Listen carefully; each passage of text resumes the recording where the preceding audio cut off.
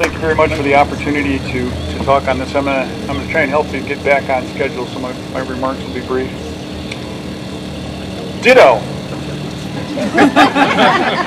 Mr. Kavanaugh hit it spot on. There are so many checks and balances that are built into our federal system of governance that to ignore those checks and balances and to make the claim that we will have a convention of the states be a runaway convention. Now, I will say, a constitutional convention, I don't trust those jokers any further than I can throw them.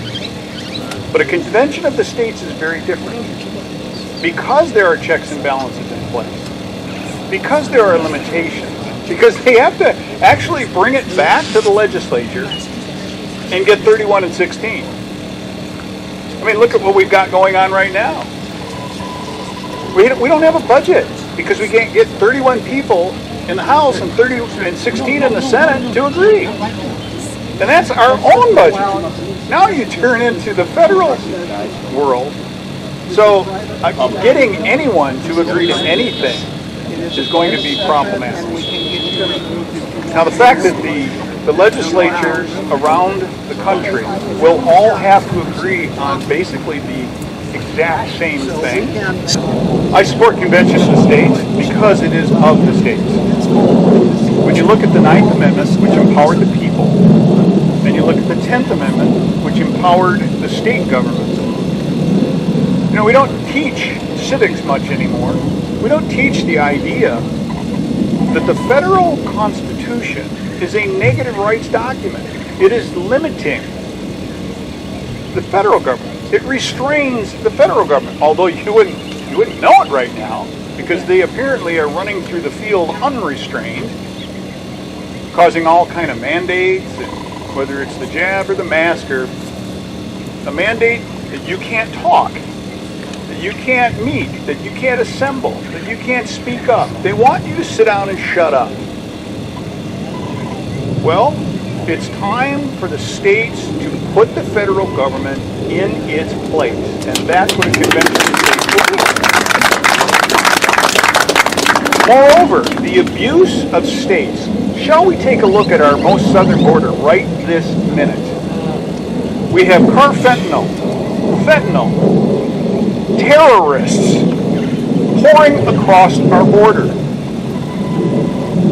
Last count, 21 identified, I believe it's so far this year, on the terrorist watch list coming across the Arizona border.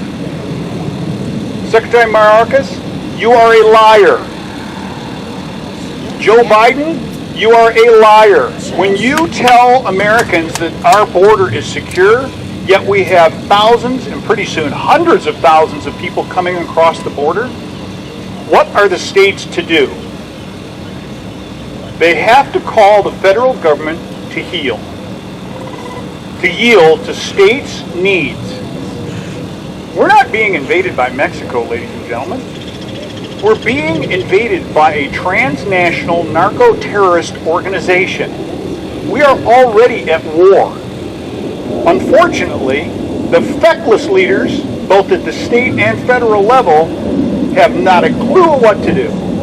Meanwhile, the legislatures are trying to blaze a path on technologies, on boots on the ground, everything to support law enforcement. That's one example of what the Convention of States might be able to help us correct. So with that, I'm going to yield the rest of my time to the next speaker.